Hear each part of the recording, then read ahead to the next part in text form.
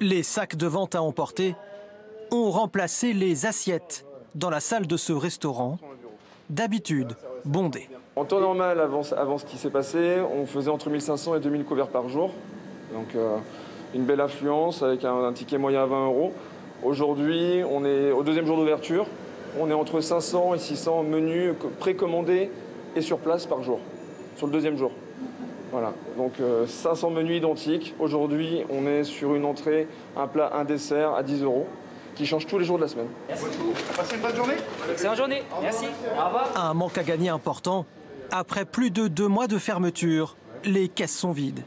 Sur les 87 salariés, seule une vingtaine est de retour au travail. Donc on a essayé d'adapter notre savoir-faire à la situation d'aujourd'hui. On va essayer de garder le cap, mais on avance.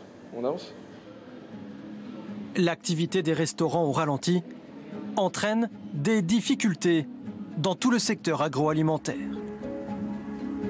Une réaction en chaîne aux conséquences dramatiques. Dans le hangar de ce producteur, des pommes de terre invendues par centaines de tonnes.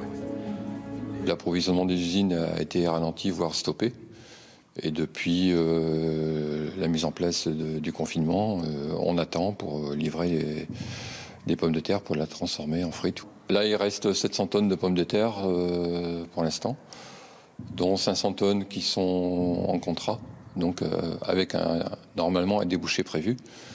En attente de livraison, c'est une livraison qui doit avoir lieu en mars. Cette année, Christophe Delebarre estime ses pertes entre 25 et 30 000 €. Les géants industriels français vacillent. Air France perd 25 millions d'euros par jour et envisage de réduire ses effectifs. Renault pourrait fermer certaines de ses usines en France. La grande distribution est elle aussi touchée de plein fouet. Elle représente aujourd'hui 600 000 emplois. De grandes enseignes ont déjà obtenu une aide financière de la part de l'État.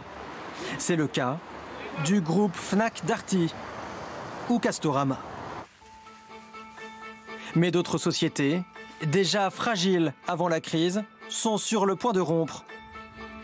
Conforama, André, La Halle ou Alinéa.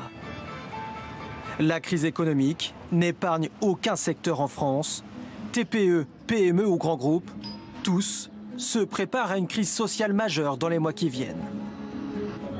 Selon une récente étude, plus d'une entreprise sur 5 serait contrainte de se séparer d'une partie de ses salariés d'ici à la fin de l'année.